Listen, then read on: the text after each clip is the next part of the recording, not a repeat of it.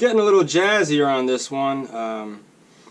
This is a 5-note chord, and each chord we're going to have 5 notes, and instead of breaking it up with having 2 notes, all the previous videos that I've done so far I've had 2 notes in the left hand and 2 notes in the right. What we're going to actually do is we're going to free up the left hand to just kind of act as the bass. Okay, so we're just going to have 1 note in the left hand. The movement is F, A flat, C sharp, F sharp, and F. Okay, and then in the right hand we're going to have 4-note chords. This is F, E, G, A, C, A flat, G, B flat, C, E flat. Okay, D flat down here, F, A flat, C, E flat. It's a minor 7 chord. And then this is the pretty one. F sharp down here on the bass, and we have E, G sharp, A sharp, D sharp. Okay, and yeah, let's see, what can I say about this? Now that we're kind of getting into 4-note chords, of course shapes are always important, but especially when we start to jump into these 4-note chords in the right hand, you want to get used to seeing what this looks like. So this is all white notes. It's a note, skip, 2 notes together, skip, and then a note on top. That's what I mean when I say shape. Like, that's a shape. It looks, you have you know, a note, 2 together, a note here, and then a skip and a skip. That's this particular shape. Okay.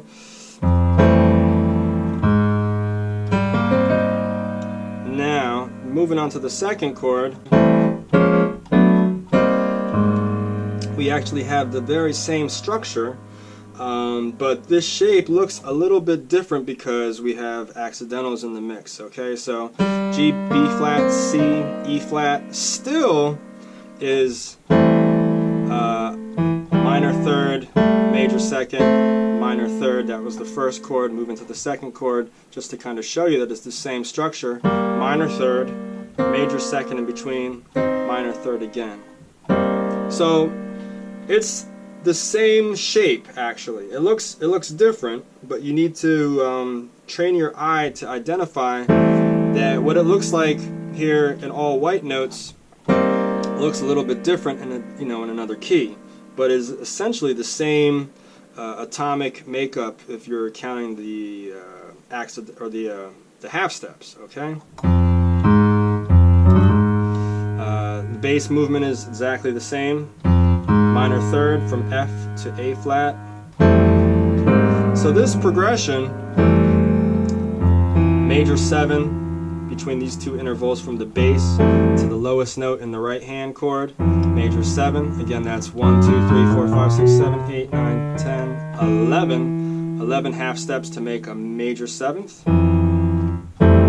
That's the first major 7th that we've had in the left hand so far. And just to get comfortable taking the same shape and moving it up a minor 3rd. I mean, this could be a song right here with just these 2 chords. If you want to practice stepping up chromatically, okay, that's a good exercise. Also taking it back down.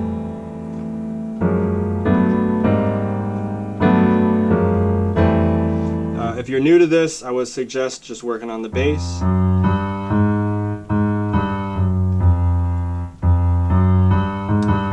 Okay, the right hand, then practice the right hand definitely by itself.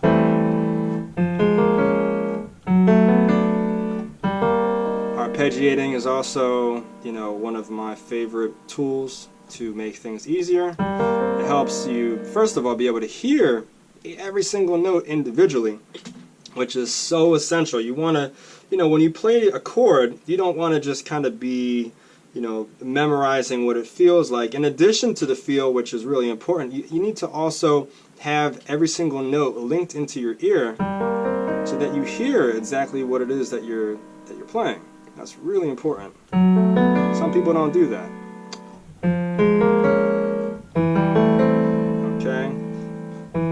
You can roll it from the bottom up and also from the top down. You want to get used to hearing it both ways.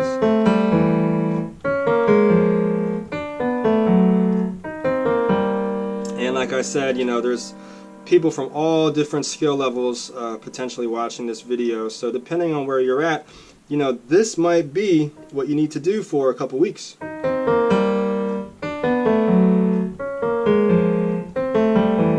And just get comfortable with that.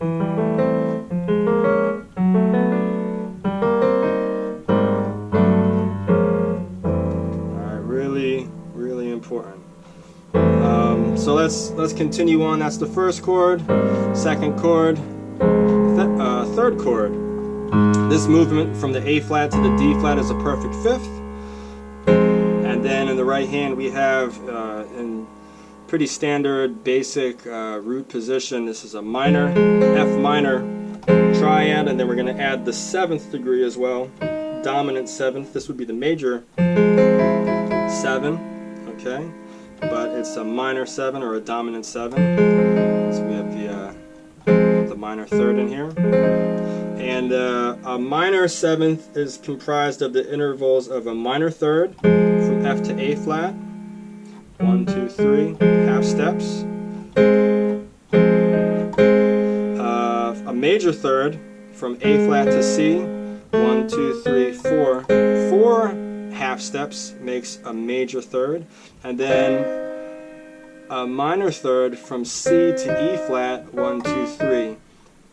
3 half steps make a minor 3rd. So I'll say that again just to, drive it home a little bit further. We have a minor 3rd, a major 3rd, and a minor 3rd. These are the intervals that make a minor 7th chord, okay? And then we're going to add the bass, which actually, okay, so just to kind of make things a little bit this is actually really important that I explain this. So let's take this D flat and move it up an octave.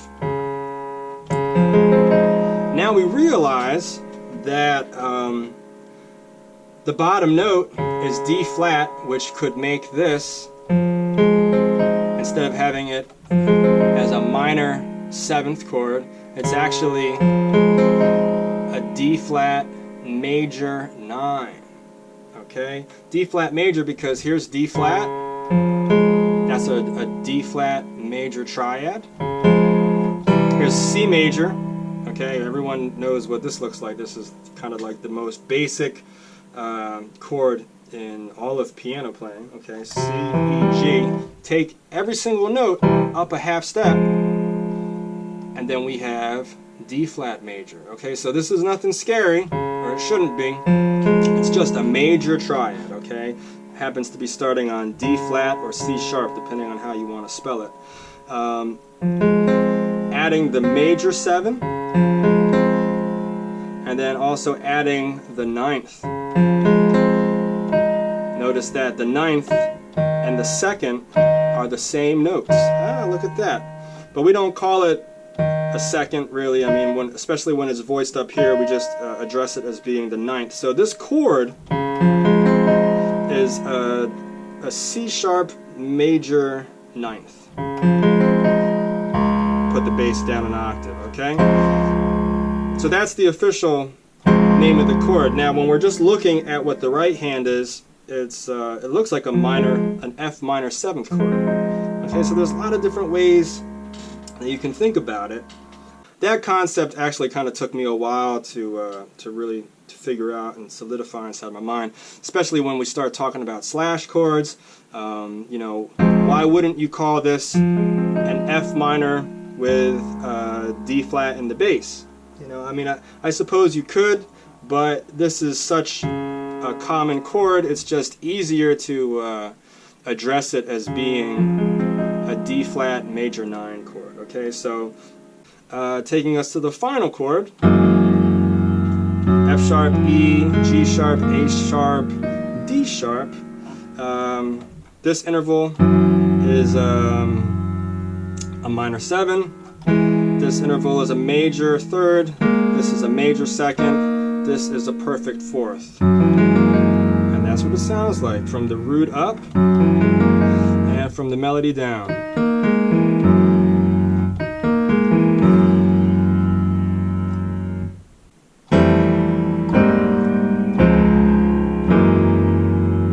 Maybe it's a good idea to practice the 3rd chord to the 4th chord.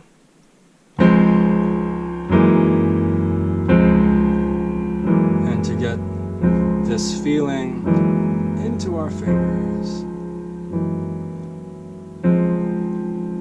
Realize that the bass is just a 4th. What common tones do we have in the right hand?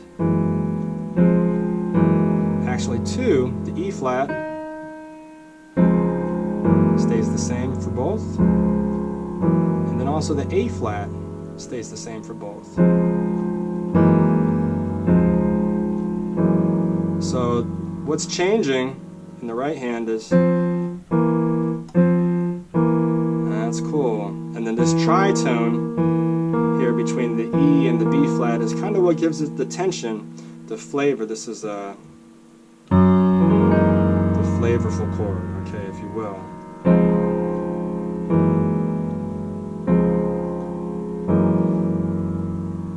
So, shed on that. That's a cool progression. If you learned something from the video, please hit the like button.